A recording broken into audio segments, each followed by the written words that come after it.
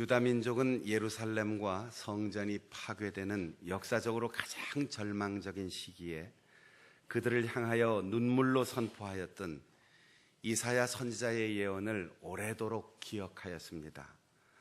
아팠던 것도 부끄럽고 잊고 싶은 기억을 노래로 부르며 예배하고 그 노래를 역사적 유산으로 후손들에게 물려주었습니다. 그들의 현실은 참담하고 견딜 수 없는 고통의 연속이었지만 그들의 노래는 하나님의 은혜를 기억하는 찬송이었습니다. 그들이 받는 고난의 무게는 감당할 수 없을 만큼 커도 그것을 저주라고 생각하지 않고 하나님의 징계로 알았기에 회개의 기회를 삼았습니다. 우리가 인생을 살고 신앙생활하면서 가장 안타까운 것은 내 마음대로 되지 않을 때 그것을 내가 회개하고 성숙하고 미래를 향하여 희망의 발걸음을 내딛는 기회로 선용하지 못하고 불평하고 원망하고 절망하며 곁길로 가는 모습을 볼 때입니다. 나는 모든 것을 다 잃었어도 내가 하나님 앞에 돌이켜 살면 나의 다음 날은, 나의 자녀들은, 우리의 후손들은 하나님의 은혜를 회복하고 나라의 주권과 잃었던 땅을 되찾을 것을 바라보며 이스라엘 백성들은 희망을 버리지 않았습니다. 오늘 우리가 본 성경 본문을 함께 읽어보겠습니다. 63장 7절입니다. 시작. 내가 여호와께서 우리에게 베푸신 모든 자비와 그의 찬송을 말하며 그의 사랑을 따라 그의 많은 자비를 따라 이스라엘 집에 베푸신 큰 은총을 말하리라. 아멘. 나라가 망하고 예루살렘 성이 무너지고 도저히 더 이상 살아갈 희망이 끊어진 그 상태에서 이스라엘 민족은 함께 선지자의 예언에 동참하며 노래합니다.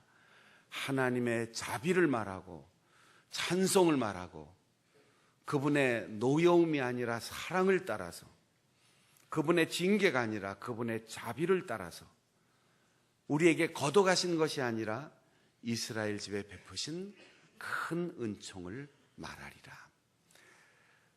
의지를 가지고 말하고 그 말이 계속 반복되면 그건 그냥 말이 아니에요. 우리가 하는 말이 내 귀에 제일 먼저 들립니다. 우리가 부르는 노래를 듣는 사람도 감동받지만 그것을 연습하고 그것을 끊임없이 반복하여 노래하는 나의 인격과 감정에 가장 큰 영향을 줍니다. 우리 아이들이 아빠 엄마에게 와서 요청해요. 아빠, 새해가 됐는데 좋은 옷 하나 사줘요. 다운으로 만든 겉옷 하나 사주세요. 야, 이제 겨울 다 지났어. 아침에 얘기하고 점심때 얘기하고 저녁에 얘기하고 끊임없이 얘기하면 그 녀석 아주 노래를 불러. 곡조가 있어서 노래가 아니고 마음을 싣고 거기에 반복하는 의미가 깊이 담길 때 그것을 노래라고 합니다. 그런데 슬픈 노래를 부르면 슬픈 운명이 다가옵니다.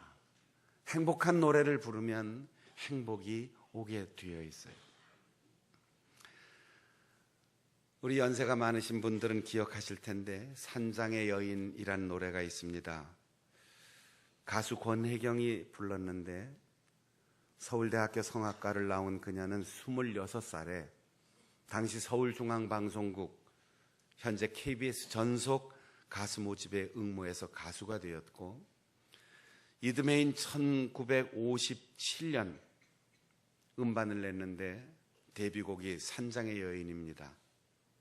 대중적인 인기를 얻었고 신상옥 감독의 영화 동심초 주제가 등을 잇따라 히트시키면서 가요계의 프리마돈나가 되었습니다.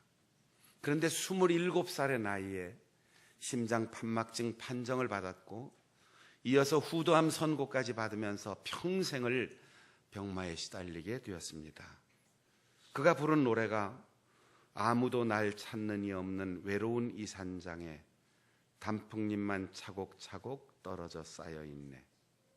세상에 버림받고 사랑마저 물리친 몸, 병들어 쓰라린 가슴을 부여다 안고 나 홀로 재생의 길 찾으며 외로이 살아가네.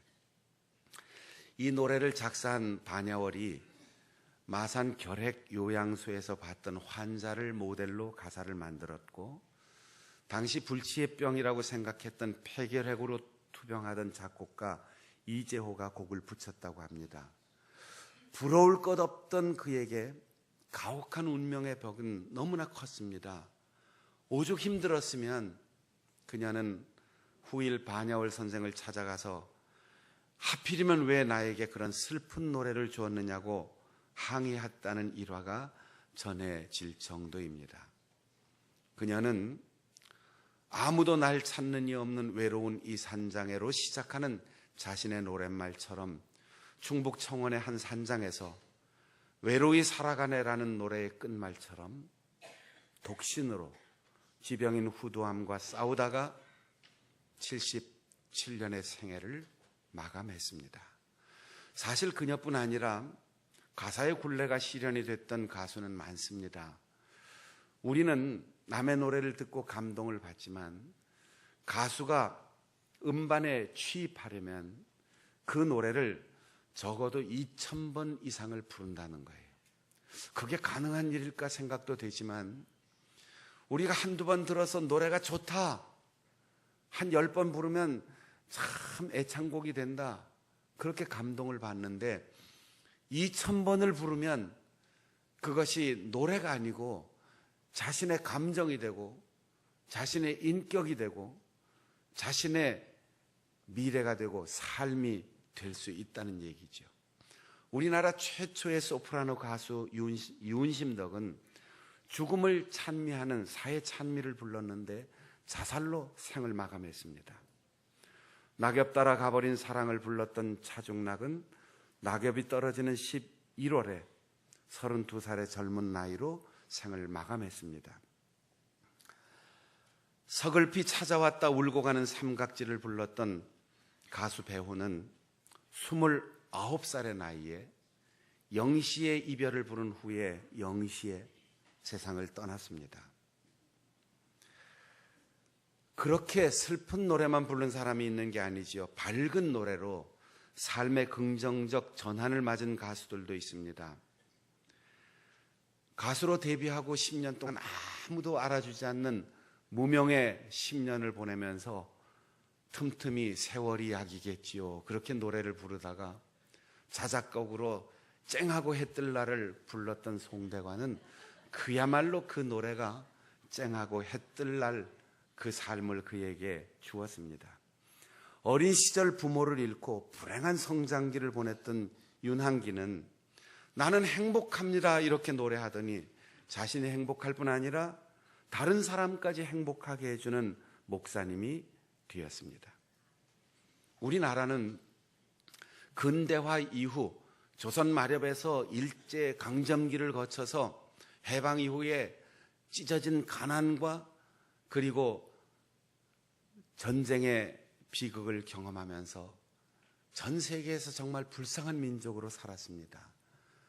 그런데 어느덧 우리는 세계 선진국의 대열에 우뚝 서 있고 세계에서 가장 부강한 나라 중에 하나가 되었습니다.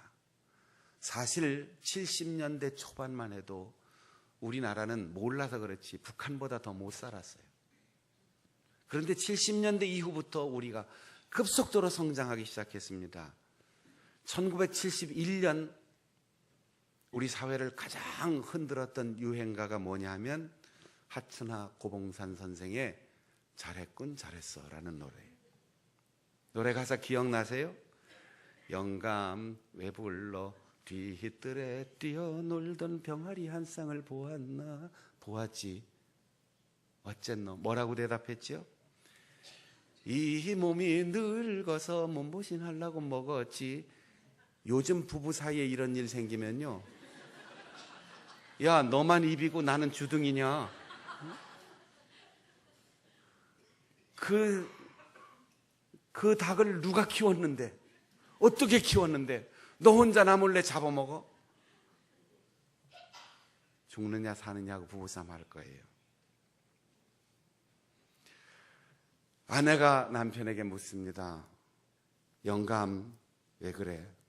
뒷뜰에 매여놓은 얼룩이 황소를 보았나? 보았죠? 어쨌나? 친정집 오라비 장가갈 미천원을 주었지. 요즘 같으면 어떻게 할 것 같아요? 어떻게 할 것 같아요? 너는 친정만 아냐? 시누이도 있고, 우리 집에 시아버지 시어머니도 있는데 너네 아버지만 아버지고 너네 어머니만 어머니냐? 너는 친정만 계속 챙기고 이럴 거야? 너네 아버지 내 아버지 가릴 거야? 부부싸움 또 아주 크게 나올 거예요. 사랑채 비워주고 10만 원 전세를 받았노? 받았지. 어째서? 방앗간 차리려고 은행에 적금을 들었지.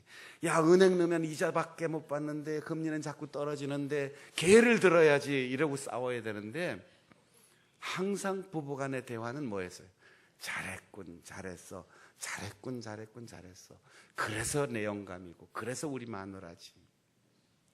상식적으로 용납될 수 없는 일, 이해할 수 없는 일, 정말 잘못한 것 같은 일도 아유, 우리 남편이 했으면 잘했을 거야. 우리 집 사람이 어른이 잘하려고. 그래, 잘했어. 그렇게 잘했다고 칭찬하는 사회가 오늘날 우리나라를 만든 거예요. 팔도강산 전쟁의 참화 속에서 찢어지게 가난하고 먹을 것도 없고 그렇게 노래하지 않고 팔도강산 촉을 쉬고 그렇게 노래했다고요. 그렇게 좋다 좋다 하니까 정말 좋은 나라가 되었습니다. 똑똑한 사람들이 많아지고 비판하는 사람들의 능력이 향상되면서 우리가 얼마나 좋아졌습니까? 사랑하는 여러분, 새해를 맞았습니다. 새해의 첫날 첫 주일 예배를 드리면서 오늘 예배 끝나고 돌아가면서 교회 식당에서든 가정에서든 잘했어, 조금은 서로 그렇게 긍정하고 칭찬해 줄 수 있는 그런 축복의 언어로 우리의 언어의 습관을 바꿔갈 수 있기를 바랍니다. 여러분, 우리 교회 어떻습니까? 기분 나쁜 분도 몇 분 계신 것 같은데, 우리 교회에 새로운 주보를 만들어 놨는데 어떻습니까? 교회 리모델링 하고 나니까 어때요? 좋습니다. 좋다 그러면 점점 좋은 일이 자꾸 생기는 거죠. 찰스 헤넬이라고 하는 분은 자석이 물체를 끌어당기는 것처럼 생각은 마음에 어울리는 조건을 끌어당긴다. 좋은 것을 끌어당기려면 좋은 생각을 해야 하고, 생각에 사랑이 더해지면 어떤 것도 막을 수 없는 힘이 생겨난다라고 하였습니다. 잠언에는 사람은 입에서 나오는 열매로 말미암아 배부르게 되나니 곧 그의 입술에서 나는 것으로 말미암아 만족하게 되느니라.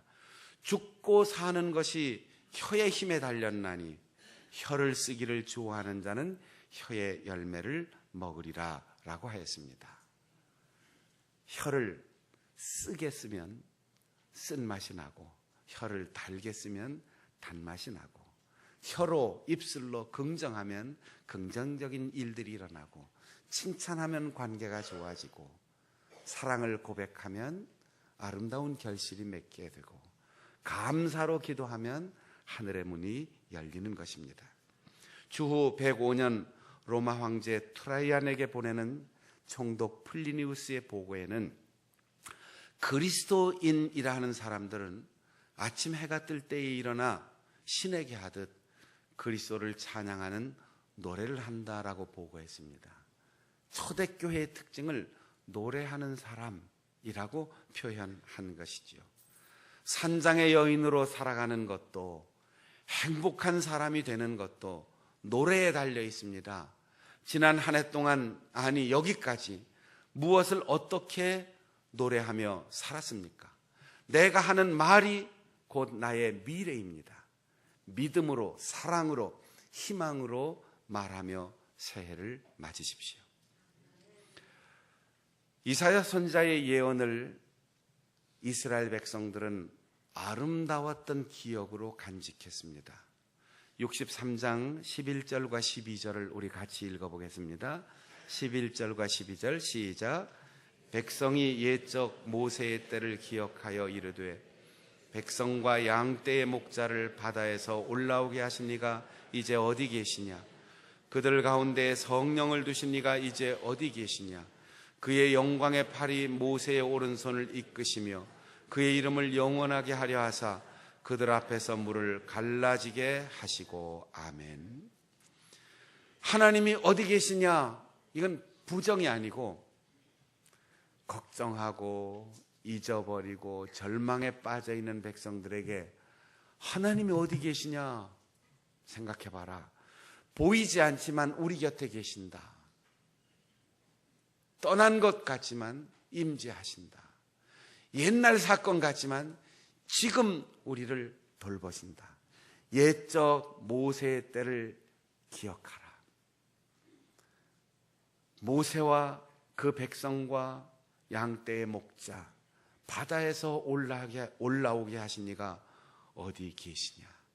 모세라는 이름은 물에서 건져냄을 받은 자, 그런 뜻이에요. 물론 태어나자마자 광주리에 담아서 나일강 물에 띄워놨기 때문에 공주가 건져냈다. 그래서 모세이긴 하지만 그 의미를 넘어서서 모세가 출애굽의 영웅이며 이스라엘 역사의 가장 위대한 선지자이고 지도자이며 40년 광해 생활을 이끌었고 율법을 주었고 이스라엘을 하나님의 말씀에 세운 가장 위대한 선지자라 그렇게 고백하는 사람들에게 모세가 누구냐? 아무것도 아니라는 거예요. 별거 아니라는 거예요. 물에서 빠져 죽을 뻔했는데 건져내신 하나님이 있기 때문에 겨우 살아난 존재라는 거예요. 여러분, 우리가 뭡니까? 우리가 얼마나 훌륭합니까? 우리가 얼마만큼 능력이 있고 얼마만한 업적을 쌓았습니까? 별것 아니에요. 아무것도 아니에요. 모세 앞에 비교하면 더더군다나 별 볼 일 없는 사람이에요. 그러나 모세를 건져내신 하나님께서 이 세상 죄악의 홍수와 같이 쓸려 내려가는 이 세월 속에서 나를 건져주셨습니다. 많고 많은 그리스도인들 가운데 우리에게 세례를 받게 하시고 물 세례에서 우리를 건져주신 하나님께서 세상의 유행의 홍수에서 우리를 건져주시고 우리를 집사님, 권사님, 장로님, 목사님 그런 이름으로 부름받게 하셨습니다. 그걸 기억해야 되는 거죠.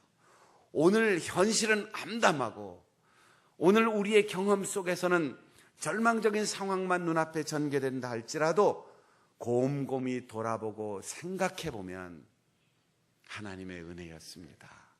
나를 건져주셨습니다. 우리 민족을 하나님께서 건져주셨습니다. 우리 교회를 하나님께서 건져주셨습니다. 나와 여러분을 하나님께서 건져주셨습니다. 이스라엘 백성들의 그 고백에, 그 아름다운 기억에 동참할 수 있기를 바랍니다. 우리가 메모를 하고 일기를 쓰고 앨범을 꾸며 사진을 고이 간직하는 이유는 잊지 않기 위해서입니다. 지금 힘들고 어려울 때, 갈등이 있을 때 일기장을 꺼냅니다. 앨범을 꺼냅니다. 그리고 우리의 마음 기억의 갈피에 곱게 간직되어 있는 지난날의 아름다웠던 짧은 순간이지만 그 기억을 되살려내고, 그래, 오늘도 힘들지만 잘 될 거야. 오늘의 아픔이 내일의 아름다운 추억이 될 거야. 그렇게 힘을 얻을 수 있게 되는 것입니다. 지난날 우리가 즐겨 불렀던 복음 찬송이 있어요. 친구의 고백이란 노래인데 아마 베드로의 고백인 것 같습니다. 아름다웠던 지난 추억들, 사랑했었던 많은 친구들, 수없이 많은 사람들 위해 당신이 바친 고귀한 희생. 우리 지난 한 해를 돌아보고 또 여기까지 걸어온 우리의 인생을 돌아보면서 이 찬송 우리 다 같이 한번 불러보겠습니다.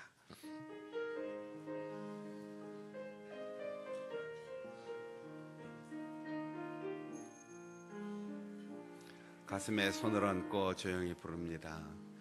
아름다웠던 지난 추억들, 사랑했었던 많은 친구들, 멀고도 험한 고난의 길을 나 이제 말없이 주님을 위하여 떠나야지.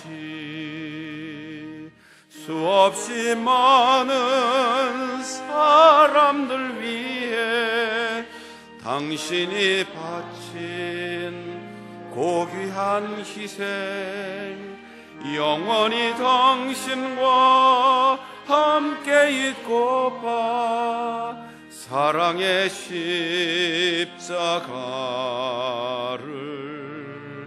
맞이하네.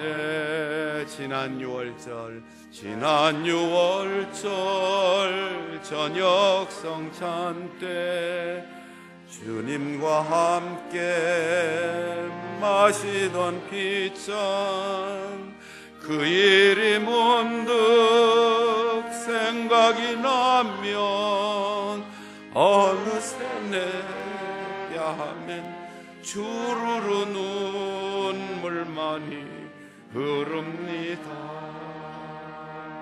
수없이 많은 사람들 위해 당신이 바친 고귀한 희생, 영원히 당신과 함께 있고파 사랑의 십자가를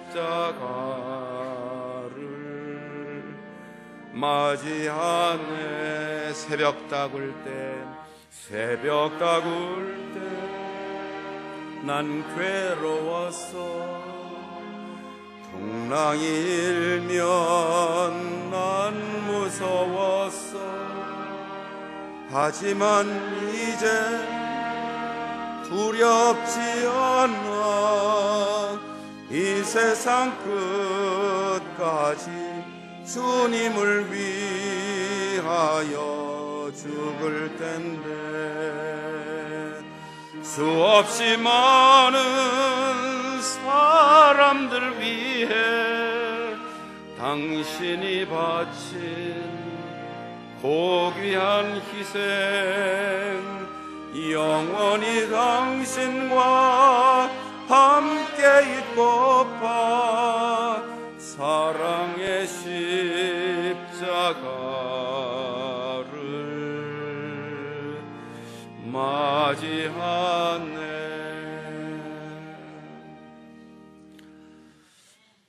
베드로의 일생 돌아보면 고생한 기억만 났을 것 같아요. 하나님 나라가 곧 온다고 하더니 비바람 맞고 이슬 맞으면서 잠자고, 가는 곳마다 억울한 소리 듣고 박해받고 매 맞고 법정에 서고 감옥에 갇히고 끝내 십자가에 거꾸로 매달려 죽는 그날까지 나에게는 평안도 행복도 없었습니다. 이렇게 볼 수 있지만 베드로는 고백했습니다. 그 수많은 날들이 주님의 사랑이었습니다. 주님처럼 십자가에 못 박혀 죽을 수 있는 것도 은혜입니다. 그래서 가장 아프고 고통스러웠던 것까지 아름다웠던 기억으로 간직하였습니다. 지난 한 해 얼마나 힘들었습니까? 얼마나 많이 아팠습니까? 얼마나 절망하고 외로웠습니까? 우리 주님이 십자가에서 그렇게 죽으셨습니다. 그 은혜 때문에 오늘 내가 살아있고, 그 사랑 때문에 오늘 내가 부름을 받았습니다. 우리의 일생 베드로처럼 나는 아름다웠던 기억만 남았습니다. 다른 사람들이 고통이라고 했던 그 순간도 나에게는 행복이었습니다. 그렇게 고백하며 살아갈 수 있는 우리 성도들이 되시기를 바랍니다. 끝으로 이사야 선지자는 이스라엘 백성들에게 희망을 가르쳤습니다. 우리 13절과 14절을 다 같이 읽겠습니다. 13절과 14절 시작.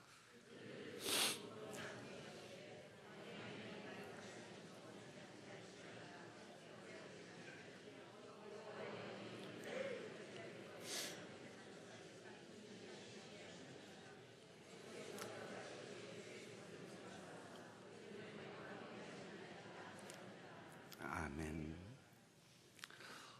어디 계시냐라는 질문은 지금도 여전히 우리 가운데 계시고 변함없이 우리를 사랑하시며 오늘도 우리를 건지신다는 것을 말합니다. 보이지 않는다. 그러나 임재하신다. 환난이 왔다. 그러나 용서하신다. 무너졌다. 그러나 회복시키실 것이다. 우리가 자주 쓰는 접속사가 두 가지가 있어요. 그러나, 그런데.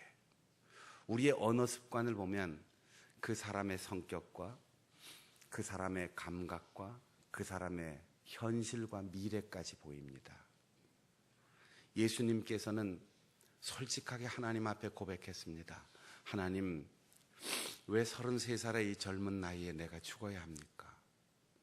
그것도 멋지게 죽는 것이 아니라 제자의 입맞춤에 팔려가야 하고 가장 비참하게 십자가에서 고통을 받으며 죽어가야 합니까? 나는 죽기 싫습니다. 그러나 내 뜻 버립니다. 아버지의 뜻대로 하옵소서. 이 그러나라고 하는 단 한마디가 예수님을 구세주 되게 하셨고 죄인인 우리가 구원받을 수 있는 영원한 생명의 길이 열렸습니다. 그런데라는 말을 즐겨 쓰는 사람이 있어요. 야, 주보 참 멋지게 잘 만들었다. 그런데 첫 주보부터 어느 구석에는 오자가 났고 글씨는 작아서 잘 안 보이는 것 같고 뭐가 어떻고 꼭 그런 데를 붙이는 사람이 있어요. 집에서 친구들하고 가정에서 가족들하고 얘기할 때도 그런데 꼭 그런 사람이 있어요. 회의할 때도 그런데. 이게 습관이에요. 그 습관이 그 사람의 미래를 결정하는 겁니다. 그런 데를 자주 붙이면 관계가 나빠져요. 그런 데를 습관적으로 행하다 보면 세상이 부정적으로 보여요. 그러면 자신의 마음도 우울해져요. 그런 사람은 건강도 좋지 않아요. 그렇게 일하면 직장에서도 승진하거나 성공적인 직장 생활을 할 수 없어요. 그렇게 살면 사업도 잘 될 수가 없어요. 다른 사람들이 틀렸다, 전망 없다. 그러나 하나님이 나와 함께 하실 거다. 이번 사무총회 하면서 새로운 직원들을 임명했습니다. 장로님도 권사님도 집사님도 60여 명의 새로운 임직자를 세웠습니다. 임명해 주셔서 고맙습니다. 그런데 가진 것도 없고 몸도 불편하고 나이도 먹고 안 했으면 좋겠습니다. 그 마음은 누구나 다 똑같아요. 보잘것없습니다. 가진 거 없습니다. 자격 없습니다. 그러나 사도적 권위를 가진 교회에서 임명해 주신다면 하나님께서 사명과 함께 감당할 수 있는 능력도 주실 줄 믿습니다. 그렇게 사명을 감당하는 겁니다. 자격이 있어서 시험 쳐서 오래 받아갖고 목사 된 사람이 누가 있겠습니까? 자격을 인정받아 시험에 합격해서 장로가 된 분이 누가 있고 권사가 된 분이 누가 있겠습니까? 그런데 난 못해요가 아니라 그러나 하나님의 은혜입니다. 그렇게 고백할 수 있기를 바랍니다. 가끔 친한 친구 목사님들하고 만나면 절 보고 그래요. 야, 뭘 그런 걸 아직도 기억하고 있냐? 그런 거 좀 잊어버려라. 아유, 까다로워. 표정도 꼭 형사 같아. 너무 싸늘해. 그렇게 말하는데 제가 이렇게 대답합니다. 그러나 내가 목사가 된 걸 다행으로 생각해라. 내가 목사 안 되고 교회 평신도였으면 너네 교회 가서 장로할 텐데 너 무지 속 썩을 거다. 나 같은 장로 만났어 봐라. 얼마나 힘들겠냐. 그러니 내가 우리 친구들 마음에 좀 안 들고 결점이 있어도 남의 교회 목사인 것을 감사하고, 그러나 우리 교회 장로 아닌 걸 감사하고 너 목회 잘해라. 제가 그러거든요. 우리는 그런데 하고 이유를 붙이면 끝이 없어요. 그런데가 나를 절망의 상태로 몰고 갑니다. 그러나 나라가 망해도 하나님께서 회복시켜 주실 것이고, 성전이 무너져도 하나님께서 다시 지켜주실 것이고, 먼 나라로 포로로 잡혀갈지라도 그러나 우리의 자손들은 돌아올 것이다. 여기에 그러나와 그런데의 근본적인 차이가 있습니다. 사람의 말과 글은 그의 기억이고 고백이며 관계입니다. 노래는 그의 인격이며 미래입니다. 말로 하는 기도는 하나님과의 소통이며, 우리의 입술로 드리는 찬양은 성령을 통한 하나님과의 교제이며 능력입니다. 지난 한 해 아름다웠던 것을 기억하고 희망을 고백하는 노래를 즐겨 부름으로 2017년 새해를 행복한 해로 열어가는 우리 성도들 되시기를 바랍니다. 연습하고 나가야지 또 주차장에서 은혜를 다 잃어버릴 수 있으니까 연습하겠습니다. 좋습니다. 잘했습니다. 감사합니다. 그렇게 긍정하고 칭찬하고 희망을 말하는 여러분들이 될 수 있기를 바랍니다.